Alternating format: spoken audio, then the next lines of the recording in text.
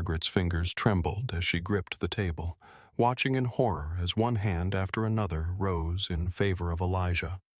Decades of control, gone in seconds. The people she once commanded, the power she thought unshakable, had slipped through her fingers like sand.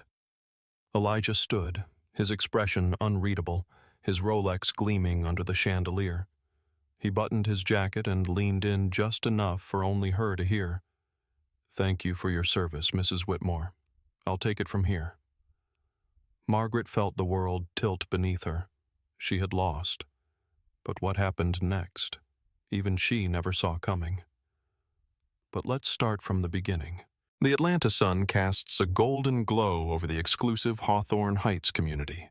Manicured lawns, towering oak trees, and colonial mansions that scream generational wealth.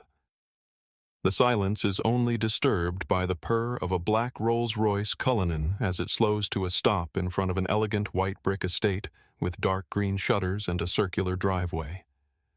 The rear door opens, and Elijah Carter steps out, 42 years old, black, tall, broad-shouldered, dressed in a perfectly tailored navy blue three-piece suit with an Hermes tie and polished oxblood leather loafers. A gold Rolex Daytona gleams on his wrist as he buttons his jacket, his sharp eyes scanning the house. This was it, the final piece in his real estate portfolio. A symbol of power. On the wide mahogany porch, Margaret Whitmore stands waiting. 58 years old, white, slim, with short silver hair neatly styled into a bob. She wears a crisp beige blazer, white blouse, and pearl earrings. In one hand she holds a crystal wine glass filled with Chardonnay. The other rests on the hip of her perfectly pressed cream trousers. Her smile is polite, but there's something in her icy blue eyes. A quiet hostility. Elijah walks up the stone steps, extending a confident hand. "Mrs. Whitmore, it's a pleasure." Margaret shakes it, her grip light and uninterested. "Mr. Carter, I must say I was surprised to hear of your interest. I make it a point to invest in Atlanta's finest properties." His voice is smooth, calculated. She chuckles softly, taking a sip of wine. "Oh, I'm sure. But I'm afraid this home isn't just any property. It's been in my family for generations." Elijah's smile doesn't waver. "I understand. That's why I'm offering full price, in cash."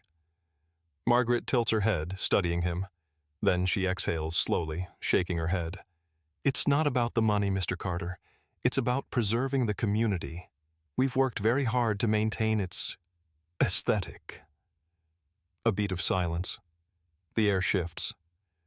Elijah's expression remains unreadable, but his fingers tighten slightly around the edges of his Mont Blanc leather portfolio. He had faced this before. Thinly veiled racism, dressed in polite Southern charm.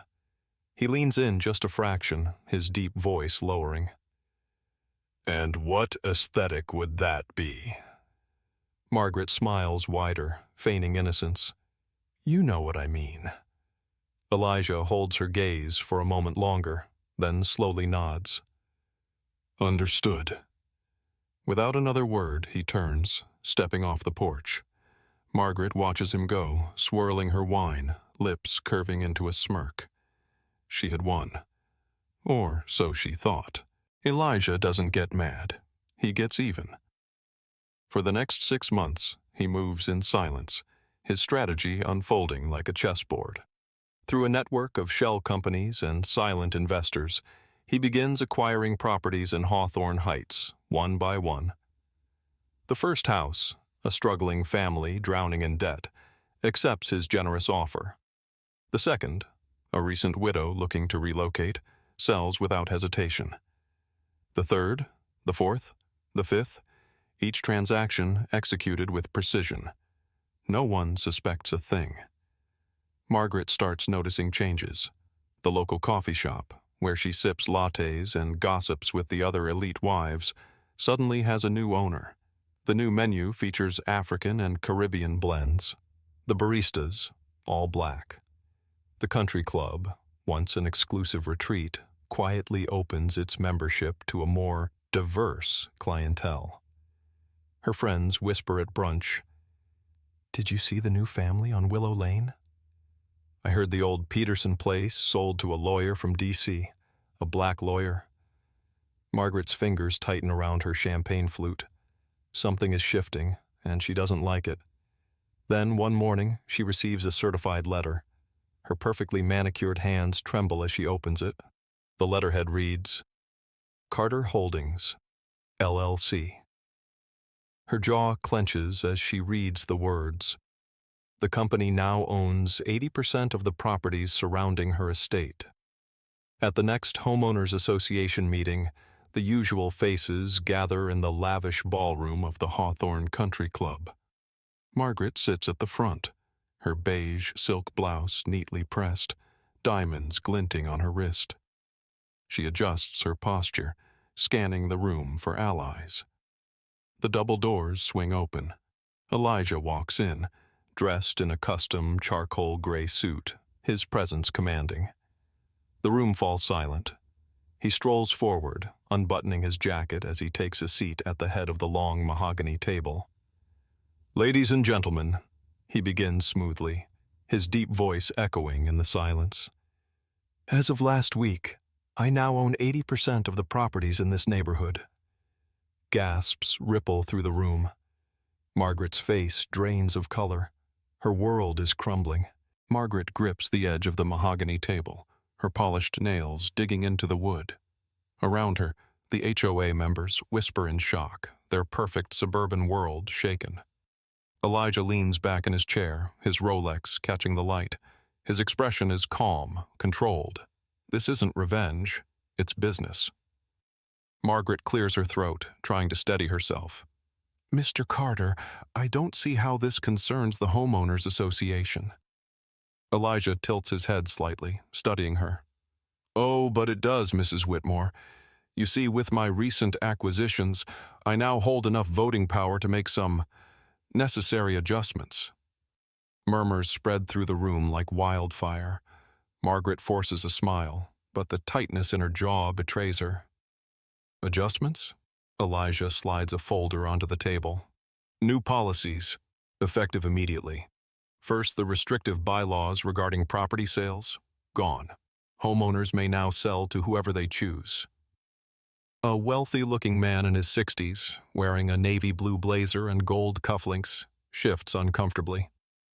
"But those policies have been in place for decades." Elijah holds up a hand, silencing him. "Second, membership requirements for the country club will be revised. No more legacy exceptions." Margaret's grip on her pen tightens. That rule had ensured that only the right families remained in power. Elijah's gaze flickers over her before delivering the final blow. "And lastly, the Homeowners Association presidency is now up for a vote." Silence. Margaret stiffens. The HOA had always been hers, passed down like an inheritance, a symbol of control. She forces a polite chuckle. "I'm afraid that's impossible, Mr. Carter. My position is not up for discussion." Elijah smirks. "It is now." A HOA member, a younger woman with caramel-colored skin and sharp brown eyes, clears her throat. "I second the motion." Another voice. "I agree." Margaret's stomach twists. She looks around, searching for allies, but the tide has turned. Elijah's voice is calm, decisive. "Then let's vote." Margaret's chest tightens. For the first time in decades, she feels powerless, and she hates it.